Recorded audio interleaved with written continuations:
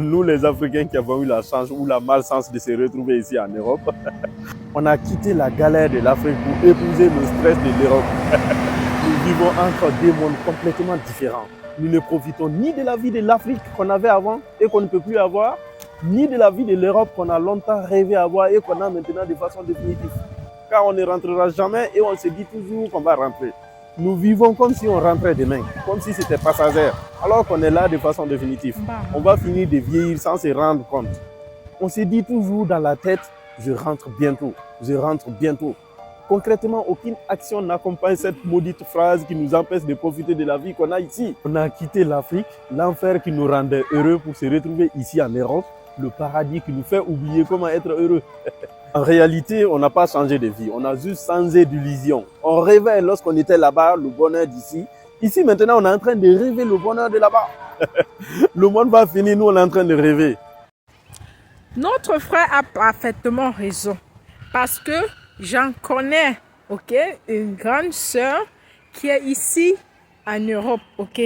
Depuis qu'elle a envisagé qu'elle va rentrer, et je veux rentrer au pays, je veux rentrer au pays. Là, voilà, elle a déjà presque 60 ans, les amis. 60 ans. Donc, quand elle restait ici, elle est venue un peu tardivement, ok. Elle commence à travailler, tout ça. Elle investit en Afrique. En se disant que non, elle va rentrer, elle va rentrer. Jusqu'à maintenant, quand tu poses la question, alors, ton projet de rentrer au pays, là, c'est où? Elle commence à dire que non, quand elle reste là, elle s'imagine comment rentrer au pays. Il y a plusieurs facteurs qui entrent en jeu. Elle se dit, mais non, qu'elle ne peut pas. Elle attend encore quelques années. Donc, chaque fois, on se dit, non, on va rentrer, on va rentrer. Et elle fait qu'elle investit au pays. Elle investit au pays alors qu'elle est encore ici en Europe. Elle ne profite même pas parce que pour aller là-bas dans son pays, là, elle part tous les 7 ans. Voilà. Donc, quand je lui dis que, ouais, ma mère, tu es déjà même presque à la retraite, tu dis que tu vas rentrer, tu vas rentrer. Elle dit tout que je vais rentrer. Donc, je vais rentrer, on ne rentre jamais. C'est un peu comme, il y avait un papa qui avait dit, ok, si tu es juste là, tu dis que non, il faut que j'amasse pour aller au pays pour des vacances, je dois amasser beaucoup d'argent. Alors que non, tu n'as pas besoin de beaucoup d'argent. Hein. Dès que tu achètes déjà le billet d'avion, tu vas voir que ça va te motiver.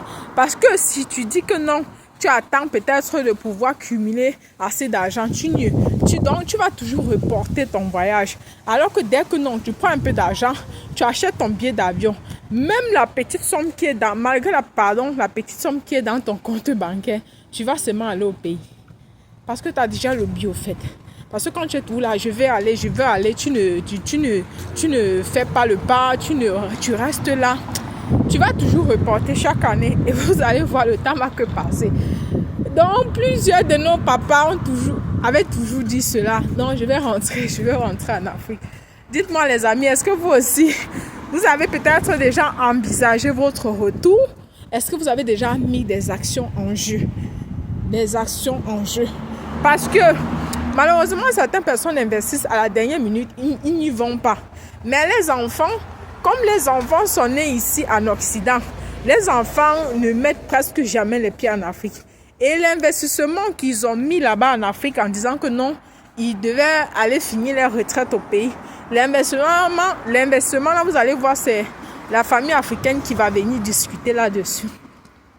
Et après, il va mettre ça en vente. Vous allez voir beaucoup de maisons parfois là-bas au pays, ok, sont en vente. Parce que ça appartient à certaines personnes de la diaspora. Mais comme aussi, ils mettent tellement des projets qui coûtent cher, des immeubles en place. Vous ne pouvez pas venir là et dire que vous vendez peut-être des immeubles à 100 millions, 150 millions. Alors que la majorité de la population ne peuvent pas s'acheter ce genre de projet, en fait. Donc, des fois, si je ne suis pas là pour juger. Je ne suis pas là parce qu'il n'y a jamais... Parce qu'on dit on attend toujours le bon moment. Quand est-ce que le bon moment arrivera? Vraiment. Parce que j'entends certains dire que non, non, vous dites que non, quand on part maintenant, les réalités sont là-bas. Ça fait en sorte que on fait marche arrière, on prend le billet d'avion, on rentre. Il y a beaucoup d'aspects qui entrent en jeu. Non, dites-moi les amis. Qu'en pensez-vous de de ce sujet. C'est un sujet vraiment déjà récurrent. Hein, récurrent.